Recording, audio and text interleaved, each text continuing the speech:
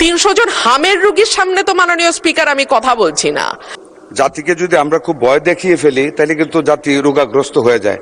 রোগীর পাশে পজিটিভ কথা বলতে হবে। সংসদ সদস্যরা যদি ভীত সন্ত্রস্ত হয়ে রোগাক্রান্ত হয়ে যান তাহলে আর এই সংসদ চালাবো কেমন করে মাননীয় স্পিকার? আমি কিন্তু একজন এজেড মানুষ, though I am looking very young but I have got age.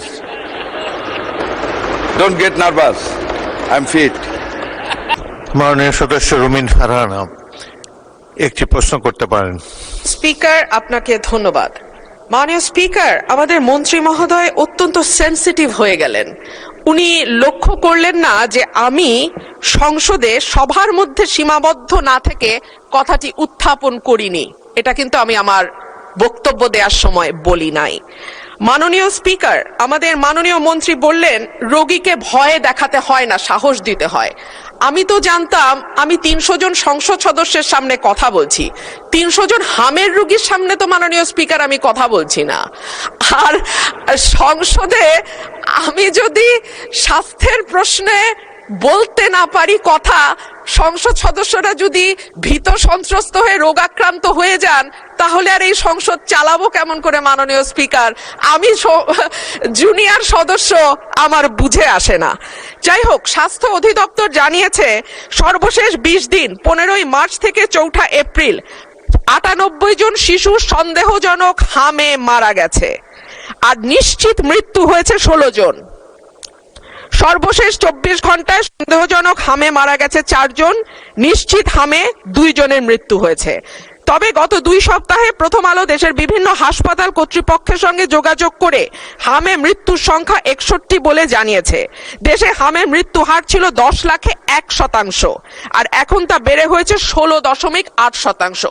আরো পরিসংখ্যান দিতে পারে মাননীয় স্পিকার, কিন্তু আমি পরিসংখ্যান দেব না। আমি একটা কথা বলি, এই সংসদে যারা বসেছেন আপনারা কোনো না কোনো সন্তানের পিতা, এবং বলা হয় সন্তানের পিতার কাঁধে সন্তানের লাশের চেয়ে আর ভারী কিছু হইতে পারে না। এই যে আমরা যে পরিসংখ্যানগুলো দিচ্ছি মাননীয় স্পিকার, এই শিশুগুলো কোনো না কোনো পিতার কাঁধে কবরে গেছে। সুতরাং এটাকে কেবল পরিসংখ্যান হিসেবে না দেখে একটা মায়ের কান্না, একটা পিতার আর্তনাদ, একটা পরিবারের ধস এবং চিরজীবনের জন্য একটা পরিবারে যে শোক নেমে আসে সেটার দিকে আমরা একটু তাকাই। মাননীয় স্পিকার, আমি মাননীয় মন্ত্রীর কাছে প্রশ্ন রাখছি। প্রথম আলোর খবর জানাচ্ছে শুধু হাম নয়, 10 রোগের টিকার সংকট দেখা দিয়েছে দেশে। ইপিআই এর কেন্দ্রীয় গুদামে BCG, penta, bOPV, PCV, MR, TV এই 6 টিকার মজুদ শূন্য। আইপিডি ও টিসিভি টিকার যে মজুদ আছে সেটা দিয়ে চলবে আগামী জুন পর্যন্ত। এরপরে কি হবে সেটা যদি মাননীয় মন্ত্রী আমাদের জানান তাহলে সুবিধা হয়। ধন্যবাদ মাননীয় স্পিকার। স্বাস্থ্য পরিবার কল্যাণ মন্ত্রী। মাননীয় স্পিকার, আপনাকে ধন্যবাদ। মাননীয় স্পিকার, মাননীয় সংসদ সদস্য সেনসিটিভ শব্দটা ইউজ করেছেন কি কারণে আমি বুঝতে পারিনি। আমি তো ওনার প্রতিটা কথার জবাব দিয়েছি ওনাকে ইজ্জত করার স্বার্থে। আই হ্যাভ নট অ্যাভয়েডেড হার। এখানে সেনসিটিভ কি হলো দেওয়া সঠিক হয় নাই বা জবাব দেওয়া উচিত হয় নাই। যাক, উনি যেমন বুঝছেন তেমনই বলছেন। I am not sensitive. এখন এখানে সেনসিটিভ হওয়ার কোনো জায়গা নাই, এটা অন্য জায়গায়, এটা এখানে না। আর সন্তানের পিতা আমরা সবাই আল্লাহর রহমতে, কাজে আমাদের দরদ আছে। সন্তান মারা গেলে পিতার কাঁধে যে এটার ভার কত বেশি এটাও কিন্তু জানি। এই মিজেলসে মাননীয় সংসদ সদস্য, আমি কিন্তু একজন এজেড মানুষ, though I am looking very young but I have got age. Don't get nervous, I am fit. মাননীয় স্পিকার, আমি মিজেলসের ওয়ার্ড কিন্তু ভিজিট করেছি despite of my health risk, এবং I cried in Mahakhali infectious disease hospital after the first death of a child due to the lack of intensive care unit at that infectious disease clinic. I cried, but I think you have not visited a ward of measles patients. কাজে আমি কিন্তু বুঝি সন্তান, আমার সন্তানেরা হাম হয়েছিল। I have that awareness. সুতরাং এটা বলেন না দয়া করে। আরেকটা জিনিস আপনাকে বলি, পরিসংখ্যান বিষয়ে একটু দয়া করে ক্রস চেক করবেন। শুধু একটা পত্রিকা উঠলে এটা আপনি আনছেন, আপনার কোনো দোষ না, I am not blaming you মাননীয় সংসদ সদস্য, বাট একটু ক্রস চেক করেন। এই গভর্নমেন্ট আমরা কিন্তু we are committed to the welfare of the people, we are committed to do something under the leadership of able leadership of mister Tarique Rahman, the honourable prime minister. কাজে একটু cross check করিয়েন যে এই জিনিসটা আপনি দিয়েছেন মৃত্যুর ঘটনায়, আপনার মুখেই কিন্তু একটু কন্ট্রাডিক্টরি বলেছেন। একখানে 98টা মৃত্যুর কথা বলেছেন, আবার নিশ্চিত মৃত্যুর কথা বলেছেন। নিশ্চিত ওয়ার্ডটা এবার ইউজ করা হয়েছে regarding the death only due to the measles attack, যেটা ওয়ার্ল্ড হেলথ অর্গানাইজেশন তারা যেটা নিশ্চিত করেছে আমাদের 41 জন রোগী আমাদের এই পর্যন্ত ওয়ার্ল্ড হেলথ অর্গানাইজেশনের এবং ইউনিসেফের যৌথ সমীক্ষায় ডিউ টু মিজেলস মারা গেছে মাননীয় সংসদ সদস্য। আর আপনি যেটা বলেছেন যে সংসদে বলা, আমি কিন্তু আপনাকে সংসদে বলতে নিষেধ করিনি মাননীয় সংসদ সদস্য। মাননীয় স্পিকার, আমি ওনাকে বলেছি যে হাম হইলেই ভবিষ্যতে আমাদের সব শিশু ধ্বংস হয়ে যাবে। করোনার পরেও বলা হয়েছিল যারা করোনার ভ্যাকসিন নিচ্ছে সকল মানুষ, কেউ পঙ্গু হয়ে যাবে, কেউ কিডনি ফেল হয়ে যাবে, কিন্তু করোনা কিন্তু অনেক বছর হয়েছে চলে গেছে, আমাদের কিডনি এখনো ঠিক আছে, আমিও করোনার টিকা নিয়েছিলাম। কাজে আমি কথাটা বলেছি আমাদের মুখ থেকে হ্যাঁ আশঙ্কা থাকবে, কিন্তু মানুষকে আশঙ্কায় ভুগতে আমরা দিব না, এটি মাননীয় সংসদ সদস্যদের দায়িত্ব। আমরা আইন করব জনগণের স্বার্থে। এইখানে আমি আপনাকে এই জন্য কথাটা বলেছি, হাম হলে তাইলে কিন্তু মায়েরা অনেক কান্না শুরু করবে যে আমার সন্তানের বোধ ভবিষ্যৎ চলে গেল। Only for that end in view মাননীয় সংসদ সদস্য আমি বলেছি প্যানিক না সৃষ্টি করার জন্য আমরা কিন্তু ফাইট করতেছি মাননীয় স্পিকার এটার বিরুদ্ধে। আশা করি মাননীয় সংসদ সদস্য ভবিষ্যতে আমাদেরকে ওনার ধারণা দিয়ে জ্ঞান দিয়ে যাতে সেন্সিটিভ না হই আমাদেরকে সাহায্য করবেন। আপনাকে অনেক ধন্যবাদ মাননীয় স্পিকার। সঠিক টিকার মজুদ শেষ হয়ে গিয়েছে, নীল ব্যালেন্স আছে, সে সম্বন্ধে কিছু বলেন। মাননীয় speaker, I am sorry, I have omitted that. আমাদের টিকার মজুদ আমরা শূন্য থেকে শুরু করেছি, দ্যাটস ভেরি ট্রু, বাট মাননীয় speaker by that time we are rich. আমাদের হাতে আছে, আমাদের চেইন আছে, আমাদের টাকা আছে। আমরা টাকা অলরেডি আমরা আমাদের ক্যাবিনেট মিটিং থেকে পাস করে দিয়েছি 604 কোটি টাকা। এই সপ্তাহের ভিতরে এডিবি থেকে সুইজারল্যান্ড হয়ে ইউনিসেফের কাছে চলে যাবে। মাননীয় স্পিকার আরো বলি, আমরা কিন্তু মাননীয় স্পিকার অনলি ইউনিসেফের কাছ থেকে নিচ্ছি, we are not going to tender. আমরা টেন্ডার দিচ্ছি না, টেন্ডারের সময় লাগে, কারাপশন হয়। To avoid that corruption and to avoid the delay in taking delivery of the vaccine আমরা ডাইরেক্ট ইউনিসেফের কাছ থেকে নিচ্ছি। এখন ইউনিসেফ, ওয়ার্ল্ড হেলথ অর্গানাইজেশন এবং ওয়ার্ল্ড ব্যাংক তিনটা সংস্থা আমাদেরকে আপ্রাণ হেল্প করে যাচ্ছে বিগত সরকারের ব্যর্থতা থেকে আমাদেরকে শক্ত মজুদ দেওয়ার জন্য। ধন্যবাদ আপনাকে মাননীয় স্পিকার। গত 28শে জানুয়ারি বর্তমান প্রধানমন্ত্রী তারেক রহমানের একটি সাক্ষাৎকার ছাপা হয় বিখ্যাত টাইম ম্যাগাজিনে। সেখানে তিনি বলেছিলেন নীতিগতভাবে কোনো দল নিষিদ্ধ করার পক্ষে তিনি নন। টাইম ম্যাগাজিনকে তিনি বলেছিলেন আজ যদি একটি দল নিষিদ্ধ করা হয় তবে কাল আমার দলও নিষিদ্ধ হবে না, তার নিশ্চয়তা কি? সেই নিশ্চয়তা কি তারেক রহমান পেয়ে গেছেন নাকি তার সেই সংখ্যা কেটে গেছে?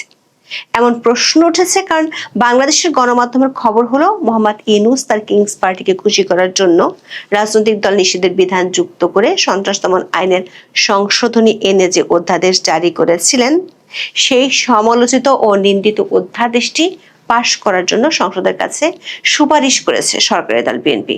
যদি সেই সংখ্যা না কাটে তাহলে মাত্র 2 মাসের ব্যবধানে তারেক রহমানের ঘুরে যাওয়ার পেছনে মানে অধ্যাদেশটি আইনের রূপ দেওয়ার পেছনে কি অন্য কোনো রহস্য আছে?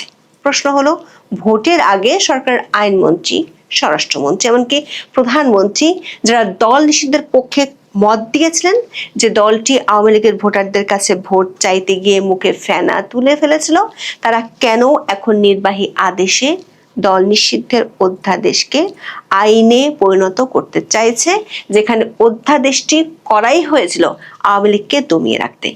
বিশ্লেষকরা মনে করেন স্থানীয় সরকার নির্বাচন সহ ভবিষ্যতে অনেক নির্বাচন হবে, তার আগে আওয়ামী লীগকে কেন্দ্র করে বিএনপি এমন সিদ্ধান্ত নিতে যাচ্ছে কেন যেখানে তারা মাত্র 1.5 মাস আগেই আওয়ামী লীগের ভোটের জন্য মরিয়া হয়ে উঠেছিল। আবার নির্বাচনের আগে শক্তিশালী দেশ ও আন্তর্জাতিক সংস্থাগুলোর পক্ষ থেকে দল নিষিদ্ধের এমন বিধানের বিরোধিতা করা হয়েছিল। বিশেষ করে ভারত, জাতিসংঘ, কমনওয়েলথের পক্ষ থেকে ব্যাপক উদ্বেগ জানানো হয়েছিল। 3 দিন পরেই ভারত সফরে যাচ্ছেন বাংলাদেশের পররাষ্ট্রমন্ত্রী। তার ঠিক আগে এমন খবর কি বার্তা দিচ্ছে? আবার ঢাকার রাজপথ থেকে শুরু করে বিদেশের কূটনৈতিক পাড়া সবখানি এখন একটাই প্রশ্ন, এই নিষিদ্ধের রাজনীতি কি বাংলাদেশে দীর্ঘস্থায়ী শান্তি আনবে, নাকি এটি এক নতুন প্রতিহিংসার চক্রের সূচনা মাত্র? বিস্তারিত জানতে চলুন যাওয়া যাক। ইউনূস তার মিত্রদের দিয়ে যমুনার সামনে আন্দোলনের আয়োজন করেছিলেন আওয়ামী লীগকে নিষিদ্ধের দাবিতে, এমন অভিযোগ সামাজিক মাধ্যমে ভেসে বেড়ায়। গত বছরের 12ই মে অন্তর্বর্তী সরকার নির্বাহী আদেশে আওয়ামী লীগের কার্যক্রম নিষিদ্ধ করে। তার আগের দিন সন্ত্রাস দমন আইনটি সংশোধন করে। আগের সন্ত্রাস দমন আইনে রাজনৈতিক দলের কার্যক্রম নিষিদ্ধের কোনো বিধান ছিল না। অন্তর্বর্তী সরকার ওই আইনে 18-এর 2 নম্বর উপধারা যুক্ত করে, যেখানে রাজনৈতিক দলের অফলাইন ও অনলাইন কার্যক্রম নিষিদ্ধের বিধান যুক্ত করা হয়। তখন বিএনপির শীর্ষ নেতারা বলেছিলেন, নির্বাহী আদেশে কোনো রাজনৈতিক দল নিষিদ্ধ করার পক্ষে তারা নয়। শুধু দলটির চেয়ারপারসন ও প্রধানমন্ত্রী তারেক রহমানই নন, বিএনপির অনেক নেতাই গত 1 বছরে বহুবার বলেছেন তারা কোনো দল নিষিদ্ধের পক্ষে নন। যেমন গত বছরের 16 সেপ্টেম্বর বিএনপির স্থায়ী কমিটির সদস্য বর্তমান স্বরাষ্ট্রমন্ত্রী সালাউদ্দিন আহমেদ বলেছিলেন, কোনো রাজনৈতিক দলের কর্মকাণ্ড বা কোনো রাজনৈতিক দলকে নিষিদ্ধ ঘোষণা করা নির্বাহী আদেশে সেটা তারা সমর্থন করেন না। নির্বাহী আদেশে রাজনৈতিক দল নিষিদ্ধ করা একটি ভয়ানক চর্চা, যেটি দেশে অরাজকতা সৃষ্টি করবে বলে তিনি সেদিন মন্তব্য করেছিলেন। চলতি বছরের 26শে জানুয়ারি বর্তমান আইনমন্ত্রী মোহাম্মদ আসাদুজ্জামানের একটি পথসভার ভিডিও সামাজিক যোগাযোগ মাধ্যমে ব্যাপকভাবে ভাইরাল হয়েছিল। ওই ভিডিওতে নির্বাচনী প্রতিদ্বন্দ্বিতায় থাকা সাবেক এই অ্যাটর্নি জেনারেল বিগত 2024 সালের আগস্ট মাসে আওয়ামী লীগ নিষিদ্ধের রিট পিটিশন নিয়ে আদালতে নিজের অবস্থানের কারণ ব্যাখ্যা করেছিলেন। তিনি তখন দাবি করেছিলেন, কোনো রাজনৈতিক আদর্শকে হত্যা করাকে তিনি সমর্থন করেন না বলে তখন রিটের বিরোধিতা করেছিলেন। আইনমন্ত্রী আসাদুজ্জামান বলেছিলেন, সেদিন তিনি আওয়ামী লীগের রেজিস্ট্রেশন বাতিল করার রিটে হাইকোর্টে বাধা দিয়েছিলেন, কারণ তারা আদর্শের রাজনীতিতে বিশ্বাস করেন। তারা কোনো আদর্শকে হত্যা করে রাজনীতি করতে চান না। কিন্তু এসব মন্তব্য বা ডায়লগ ছিল ভোটের আগে, কারণ তখন দরকার ছিল আওয়ামী লীগের ভোট ব্যাংক যে কোনো মূল্যে বিএনপিকে ভোট দিচ্ছে কি না সেটি নিশ্চিত করা। সারা দেশের অনেক জায়গার মতো গোপালগঞ্জে ভোট চাইতে গিয়ে বিএনপির এক নেতা তখন দাবি করেছিলেন, আওয়ামী লীগ নিষিদ্ধের মিছিলে বিএনপি কখনোই যায়নি। তবে সরকার গঠনের পর বিএনপি অন্তর্বর্তী সরকারের বহুল সমালোচিত সেই অধ্যাদেশটিকে আইনে পরিণত করার উদ্যোগ নিয়েছে। সুপারসনিক গতিতে মোহাম্মদ ইউনূসের সরকার 133টি অধ্যাদেশ জারি করেছিল। ত্রয়োদশ সংসদের প্রথম দিনে গত 13ই মার্চ সবগুলো অধ্যাদেশ সংসদে তোলা হয়। সেদিন গঠিত 14 সদস্যের বিশেষ কমিটি অধ্যাদেশগুলো যাচাই বাছাই করে। সংবিধানের 93 অনুচ্ছেদ অনুযায়ী অধ্যাদেশ সংসদে পাশ না হলে 30 দিন মানে 12ই এপ্রিলের পর তা কার্যকারিতা হারাবে। গত বৃহস্পতিবার বিশেষ কমিটি 98টি অধ্যাদেশ পরিবর্তন ছাড়াই আইনে পরিণত করতে সংসদে বিল উত্থাপনের সুপারিশ করেছে। 15টি অধ্যাদেশ সংশোধন করে বিল উত্থাপনের সুপারিশ করা হয়। 16টি অধ্যাদেশে এখনই উত্থাপন নয় এবং 4টি রহিত করে হেফাজতের সুপারিশ রয়েছে প্রতিবেদনে। যে 15টি অধ্যাদেশ সংশোধন করে বিল হিসেবে সংসদে উত্থাপনের সুপারিশ করা হয়েছে, তার একটি হলো 2025 সালের 11ই মে জারি করা সন্ত্রাস বিরোধী অধ্যাদেশ। এই অধ্যাদেশ বলে 2009 সালের সন্ত্রাস বিরোধী আইনের 18 এবং 20 ধারা সংশোধন করে গত বছর আওয়ামী লীগ এবং দলটির সব সহযোগী ও অঙ্গ সংগঠনের কার্যক্রম নিষিদ্ধ করা হয়। একই আইনে 2024 সালের অক্টোবরে নিষিদ্ধ করা হয় ছাত্রলীগকে। গত বছরের 11ই মে রাতে যমুনায় উপদেষ্টা পরিষদের জরুরি বৈঠক করে সন্ত্রাস বিরোধী আইনের 2টি ধারা সংশোধন করে অন্তর্বর্তী সরকার। এতে বলা হয়, কোনো ব্যক্তি বা সত্তা সন্ত্রাসী কাজের জন্য জড়িত থাকলে নির্বাহী আদেশে সরকার তাদের কার্যক্রম নিষিদ্ধ করতে পারবে। একই দিনে সরকারি প্রজ্ঞাপনে বলা হয়, আন্তর্জাতিক অপরাধ ট্রাইব্যুনালে বিচার শেষ না হওয়া পর্যন্ত আওয়ামী লীগের কার্যক্রম নিষিদ্ধ থাকবে। অন্তর্বর্তী সরকার আওয়ামী লীগকে সরাসরি নিষিদ্ধ করেনি, তবে কার্যক্রম নিষিদ্ধ থাকায় অধ্যাদেশের 20 ধারা অনুযায়ী আওয়ামী লীগ মিছিল, সভা সমাবেশ করতে পারবে না। দলটির কার্যালয় বন্ধ থাকবে, ব্যাংক হিসাব জব্দ হবে, পোস্টার ব্যানার প্রচার করতে পারবে না, সংবাদ বিজ্ঞপ্তি দিতে পারবে না, গণমাধ্যম ও সামাজিক মাধ্যমে তা প্রকাশ করা যাবে না এবং সংবাদ সম্মেলন করতে পারবে না দলটি। আইনে বলা হয়েছে নিষিদ্ধ সংগঠন এসব কার্যক্রম পরিচালনা করলে 4 থেকে 14 বছর কারাদণ্ড হতে পারে। তবে অধ্যাদেশে বলা হয়নি কার্যক্রম নিষিদ্ধ সংগঠন সভা সমাবেশ করলে কি শাস্তি হবে। ফলে এতদিন আওয়ামী লীগের কার্যক্রম নিষিদ্ধ থাকলেও নিষেধাজ্ঞা অমান্য করার শাস্তির বিধান ছিল না। অন্তর্বর্তী সরকার অধ্যাদেশগুলোর বিষয়ে মন্ত্রণালয়ের মতামত নিয়েছে সংসদের বিশেষ কমিটি। সন্ত্রাসবিরোধী অধ্যাদেশটি সংসদে পাশের সুপারিশ করেছে স্বরাষ্ট্র মন্ত্রণালয়। মন্ত্রণালয়ের মতামতে বলা হয়েছে কার্যক্রম নিষিদ্ধ হত্যা কার্যক্রম পরিচালনা করলে সাজার বিধান নেই অধ্যাদেশে। সাজার বিধান যুক্ত করা যেতে পারে। অবশ্য কি ধরনের সাজার বিধান যুক্ত করা হবে এ বিষয়ে স্বরাষ্ট্রমন্ত্রী সালাউদ্দিন আহমেদের বক্তব্য জানতে পারেনি গণমাধ্যমগুলো। দৈনিক সমকালের খবরে বলা হয়েছে নিষিদ্ধ সংগঠনের জন্য আইনের 16 ধারা যেসব সাজার বিধান রয়েছে সেগুলি প্রযোজ্য হবে কার্যক্রম নিষিদ্ধ সংগঠনের জন্য। দর্শক খেয়াল করে দেখুন, গত বছরের 16 সেপ্টেম্বর সালাউদ্দিন আহমেদ বলেছিলেন দল নিষিদ্ধের রাজনীতি দেশে অরাজক পরিস্থিতি সৃষ্টি করবে।